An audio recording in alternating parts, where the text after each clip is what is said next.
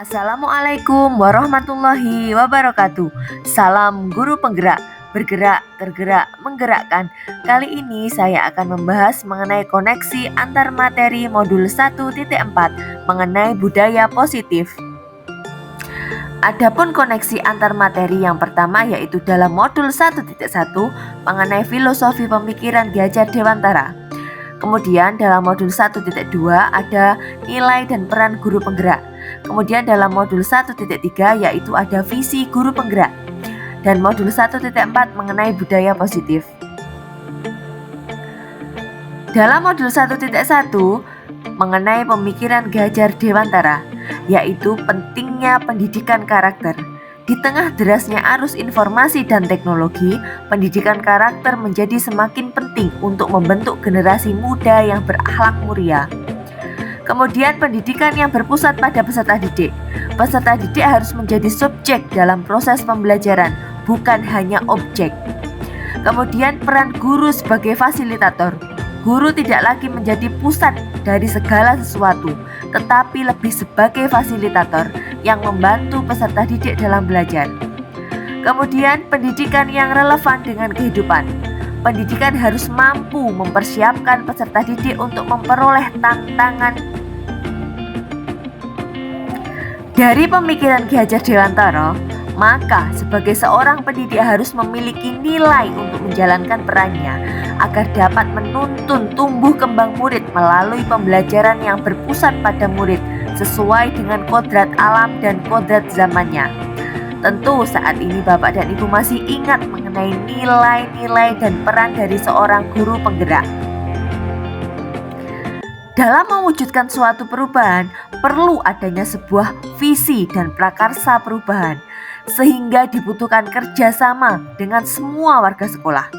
Oleh karena itu, perlu langkah yang konkret untuk mewujudkannya, yaitu dengan menggunakan metode inquiry apresiatif dengan tahapan Bagja. Dari tahapan Bagja yang telah disusun, akan terbentuk budaya positif di lingkungan sekolah. Budaya positif akan membentuk karakter murid sesuai dengan visi yang telah kita buat dan kita harapkan. Visi saya yaitu terwujudnya generasi tangguh, berkarakter, dan siap menghadapi tantangan global.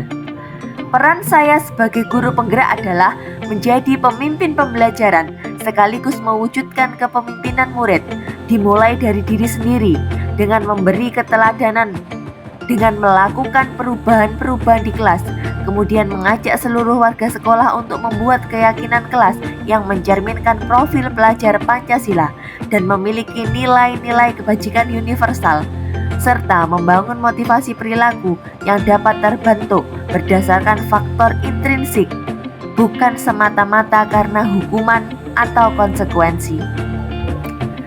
Pada refleksi pemahaman, posisi kontrol guru yaitu memberi hukuman, membuat merasa bersalah, teman, pemantau, dan yang terakhir adalah manajer.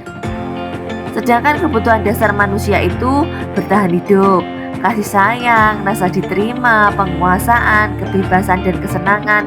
Pada dasarnya, semua orang ingin memperoleh kebutuhan hidup dengan berbagai cara.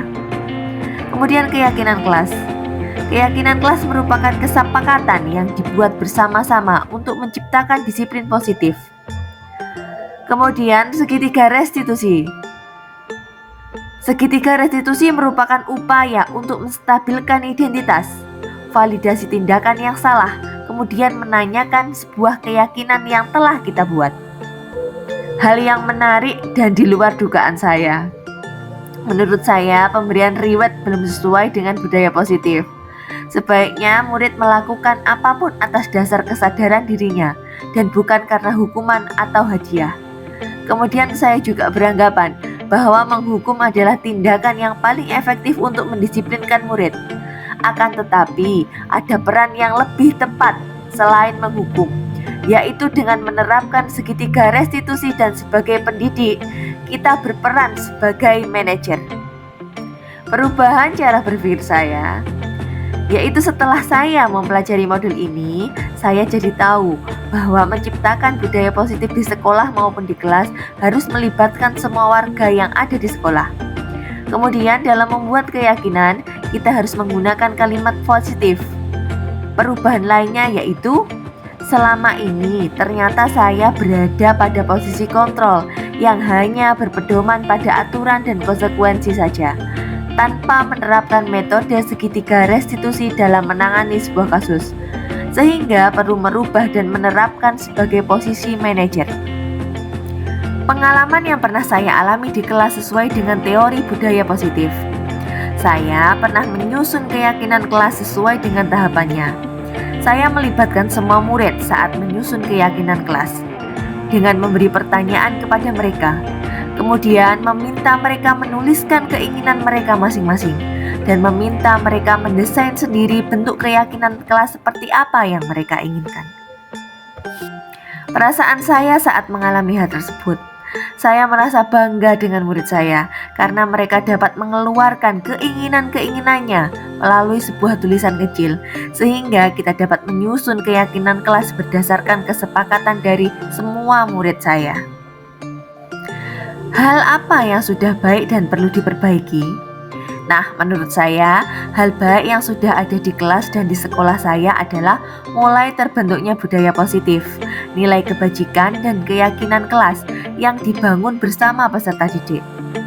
Dan hal yang perlu diperbaiki yaitu mengenai posisi kontrol guru, yang selama ini masih di posisi menghukum atau penghukum, kemudian posisi teman, dan posisi pembuat merasa bersalah.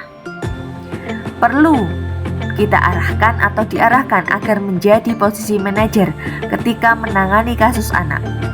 Tujuannya agar anak merasa nyaman dan dihargai, sehingga mereka bisa menyelesaikan masalahnya sendiri. Kemudian kalimat positif dalam keyakinan kelas itu harus saya ubah, karena saya masih menggunakan kata-kata dilarang. Sebelum mempelajari modul ini, posisi kontrol yang sering saya pakai yaitu posisi kontrol sebagai teman, yang mana pertemanan berusaha untuk mengendalikan atau mempengaruhi perilaku, pikiran, atau perasaan mereka.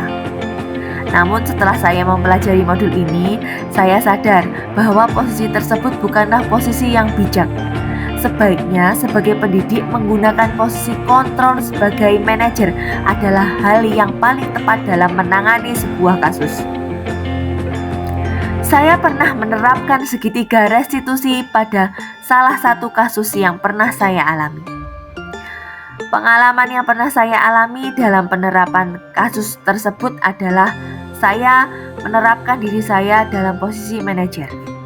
Saat itu saya menangani kasus murid yang sering dibully temannya, sehingga mengakibatkan perselisihan. Namun, saya belum menerapkan sampai ke tahapan menanyakan keyakinan kelas, hanya sampai pada tahap validasi tindakan yang salah. Dan setelah mempelajari modul ini, saya menyempurnakan untuk tahapan segitiga restitusi yang ketiga, sehingga murid benar-benar memahami dan menemukan solusi atas permasalahannya tanpa merasa terhakimi. Hal-hal yang perlu dipelajari dalam menciptakan budaya positif. Menurut saya, hal lain yang perlu dipelajari adalah tentang komitmen dan kerjasama, karena tanpa adanya komitmen bersama, kita tidak dapat menciptakan budaya positif tersebut.